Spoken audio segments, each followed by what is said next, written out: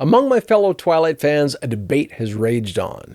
Has Edward Cullen been criminally unfair to Rosalie Hale? Or is there more to the story? Today is Edward Cullen's 124th birthday, so we're going to dive right into it. Hold on tight, spider monkeys. It's Twilight time. My name is Jamie Aaron Kelly, and this is the very first episode of JAKlife.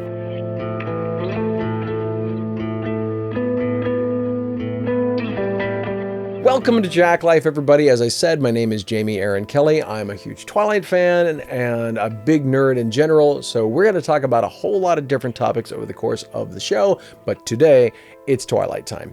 There's a book that I really wanted to review before making this video, but Edward's birthday kind of snuck up on me and I wanted to make sure I made this because I thought this is the perfect topic. So I'm going to do the review later, but I am going to talk about this for a little bit because it has something to do with what I'm talking about today. This is a great book, Why We Love and Hate Twilight by Sarah Elizabeth Gallagher, the highs and lows of the Twilight Saga. And whether you like Twilight or you're not so crazy about it, it's really an interesting read. It goes into the text and the meta text and all of this kind of stuff. It's a great book. It touches on a lot of things that I think are really important to the fandom. And as I'm going to say in the larger review, it is a really interesting, snapshot capsule of where the fandom is at in a social place and all that kind of stuff. But I'm not going to get into that today. That's going to be for another video. But she talks about Edward and Rosalie a little bit in the book. And once I read that, I'm like, nope, I got to talk about this because this is something that I don't see a lot of Twilight fans talking about. And I really want to dive in. It's a perspective that is kind of just sitting right there. So for a long time, people have talked about Edward and Rosalie and sort of the way Edward talks about her in the Twilight books, focusing on her vanity, focusing on sort of the negative aspects and how that they don't really go together too well. They're kind of like chalk and cheese, oil and vinegar. They just kind of rub each other the wrong way in certain specific ways. Now they're family. They're there for each other. Edward says this. It is stated in other places at the end of the day. But there's one specific place, character-wise, where they really do not get along. And for a long time, that has been labeled by a lot of the fandom as misogyny. And I understand that. That's a pretty natural conclusion to make. Fans have been talking about various issues in the books themselves, and so it seems sort of fitting for this to be part of it. Now, this video is absolutely not going to be a defend the author sort of a thing. I have no idea if what I'm about to talk about is something that Stephanie Meyer thought up or if it's just a happy coincidence, but I'm a massive comic book nerd. And as a comic book fan, particularly a Superman comic book fan, we have had to piece together the histories of stuff so badly you have no idea. Basically, what I want to talk about today is the character-driven reason why Edward and Rosalie might not get along, a strength for her, but a sticking point for him and why that would work. Now, for some folks out there are probably going, look at his hair. Of course he's going to defend Edward. And you know what? You're not wrong. But this is even-handed, I swear.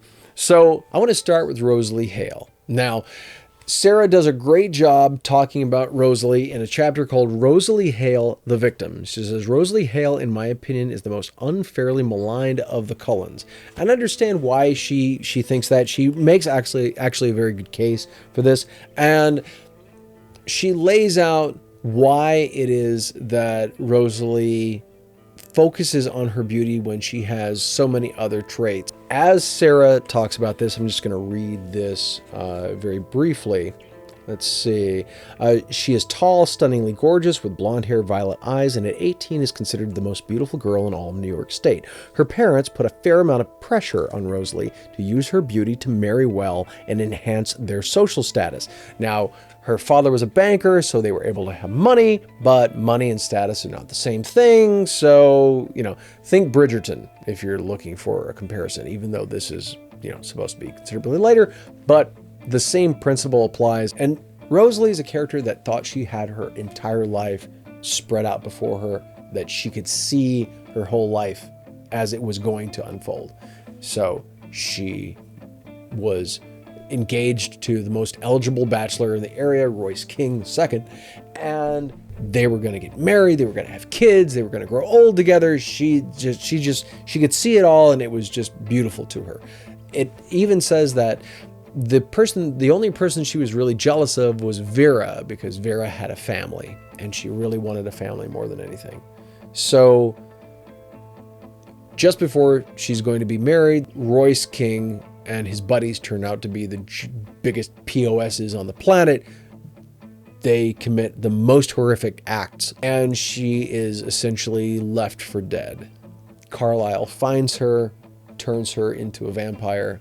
So she goes from having this perfect, beautiful life just set out before her to then having that ripped away and shattered into a million pieces by the person that she loved.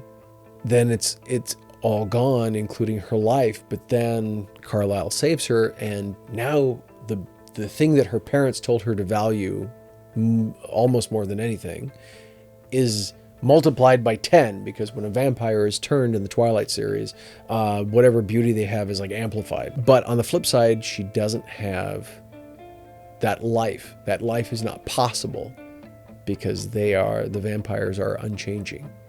She can't get old. She can't have kids. None of these things can happen. So the life that she had seen ahead of her is now gone. But there's one piece that she does have, and that's the beauty. That's the one piece that she still had to hold on to. So it makes sense for Rosalie who is, strong and confident and knowledgeable and just super intelligent. She does everything from doctorates to working on cars, you name it, she could do it. And, but that's the piece of her old life that she has. So of course she's going to have an affinity for that. That makes total sense. For Edward, it's kind of a different viewpoint, especially at that time in his life. In order to kind of give you a sense of this thing, we have to dive into a few of the things that Edward has said. And I'm going to use the movies for reference here just because they give you a more bite-sized version. Think about when Edward is talking with Bella around what was filmed at Stonecliff Inn. When you think about Edward talking with Bella in the first Twilight film about his powers and why he thinks that she's drawn to him, what he sees.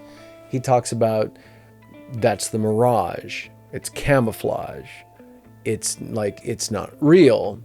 And in the books, you get this laid out much more eloquently, much longer, especially in Midnight Sun, much longer passages talking about how he sees his gifts as a curse. He sees vampirism as a curse. He thinks he has no soul. He goes, if you're a Twilight fan, you know about all of this kind of stuff.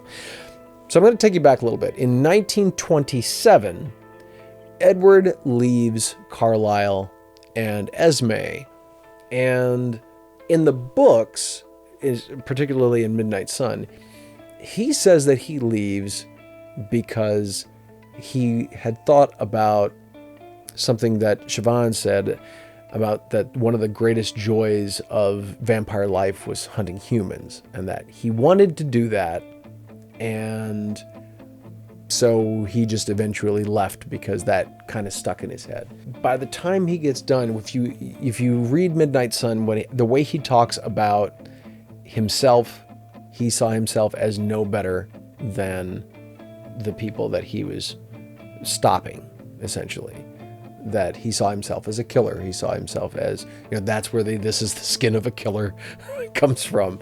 And some of these lines that have been memes and throwaway lines and everything for a long time actually hold clues to Edward's perspective. So when you look at this, his perspective is that the camouflage and the way that they look and the way that they smell and the face and the voice and all of this kind of thing.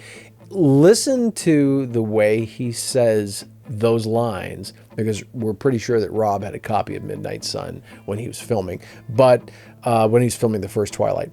But listen to the way that he says, my face, my voice, even my smell. And he says it with such absolute contempt for it. So here you have, on the one hand, Edward, who sees the powers and the beauty and all of these things that he has as part of the monster. And then on the other hand, you've got Rosalie, who sees that beauty as the one piece of her old life that she kind of has left to hold on to. I think that kind of really works beautifully on a narrative level as to why Edward and Rosalie, they just kind of rub each other the wrong way. Anyway, I hope you enjoyed this. This was a whole lot of fun, and let me know in the comments what you think, and if I need to add more to this, I'll make another video. I'm just trying to get this out as quickly as I can for Edward's birthday. I really want to have fun with everybody. Speaking of fun, I hope you will like and subscribe and share this video, let everybody see this, and I'm just really excited. Over time, we're going to talk more about a lot of different topics. Twilight's going to be a big one. We're going to talk Twilight, Superman, Ghostbusters, Ninja Turtles, He-Man, yeah, you name it. But Twilight is going to be a big focus because I'm a massive Twilight dork. And so if you all are big Twilight fans, then come on, let me know in the comments what you would like to see, if there's something that you would like me to take a look at and tackle sometime. And again, definitely check out Why We Love and Hate Twilight by Sarah Elizabeth Gallagher. It's a good book. I'm going to talk more about the book specifically, get into my thoughts on the book, because it's a great read, and it's a fascinating read for a few different reasons, some that you might not have thought of before, perhaps. Also, if you want, my Patreon is down below if you would like to be a member of JAKlife. Now, I want to say up front, if you are seeing this in June, if you're seeing this around Edward's birthday, June of 2025, it's going to be about a month before we really start pumping out the videos, because I've got a lot of different things I want to do, and I do have another channel that I run, so we've got to get things going for that, and then I'm going to come back here and just go crazy with all kinds of fun video content and just have a really good time with everybody. So if you want to become a member, check out in the description to go to patreon.com/JAKlife. I believe that will be in. It's JAK. My name is Jamie Aaron Kelly, JAK Life, JAKlife. And the whole point of the channel, we're going to talk about a lot of different topics, and we're going to talk about video games, and we're going to talk about movies and board games and books, obviously. And we're going to talk about a lot of different subjects because I'm a huge nerd for everything. I'm a huge nerd for just life in general. But I also want to just have fun. I want to get nerdy. I want to talk about all of these things. And I also want to do events. We want to have some really fun and different Twilight events for everybody, and in different areas of the country and possibly the world as well. And the other thing is this: I have a wide range of interests, but I want to talk to people who connect with the things that I do know and the things that I don't know in ways that are unfamiliar to me, because I have learned so much talking with people about why they love what they love. You get this beautiful sense of who they are, and sometimes it's so infectious when people talk about what they love. Social media is so busy talking about dividing people and and little cliques and all of that crap. I can't stand any of that garbage. And what I really want is, because one of the most divisive topics other than politics, probably the second most divisive topic, is pop culture, because especially on social media, people talk about pop culture in terms of what they don't like. I want to share people talking about why they connect with what they connected with, why they love what they love, because I think that can teach us about each other. Maybe you'll hear about something that you don't know anything about, and you're like, okay, well, I don't really like that, but I get why they do, and that's cool. I can enjoy their enjoyment. Right? Because that's a big thing in life, is enjoying the enjoyment of other people and not just our own, right? But then there also might be somebody who makes a case for something that's like, wow, I never thought of it that way. This might be my new favorite thing. I had no idea. We stumbled onto Twilight that way. Happy 124th birthday, Edward Cullen. For the 125th, we've got an event that we are planning, so kind of keep an eye on the channel, because we're going to talk more about that as that moves forward. That's one of the things that we are looking for cast for. With that, I will leave you with the motto for JAKlife. Enjoy the enjoyment of others, love what you love too, be good to your neighbor, and be good to you. That's living the JAKlife. I hope you'll live it with me here on the channel. I can't wait to be coming back to you real soon. Bye, everybody. I'm coming back to you. I'm coming back.